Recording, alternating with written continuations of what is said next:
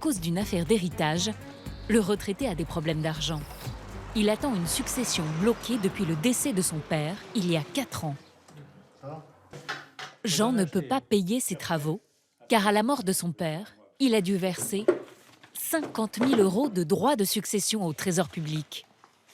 Cela représente 3 ans de sa retraite de commercial.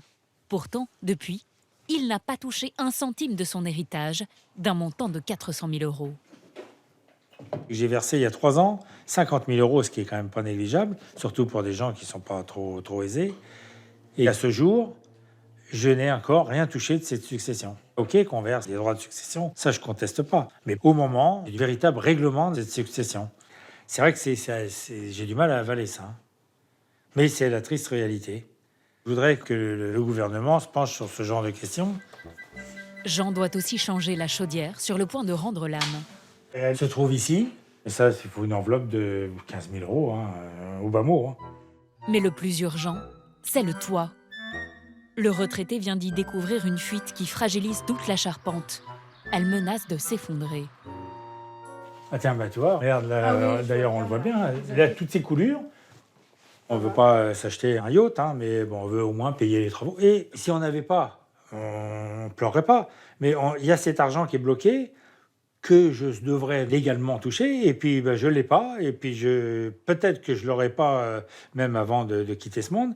Et voilà, ça me fait bouillir, quoi. C'est une injustice, quoi. Impuissant. Il a le sentiment d'être la victime collatérale d'un conflit qui le dépasse.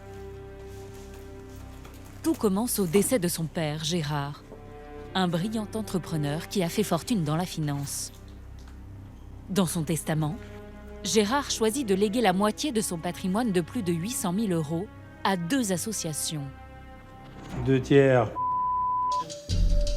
L'une vient en aide aux personnes handicapées.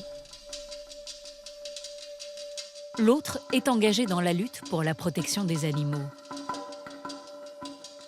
Le souci, c'est que le patrimoine de Gérard n'était pas clairement séparé de celui de sa dernière compagne, Sylvie. Ils avaient notamment un compte commun.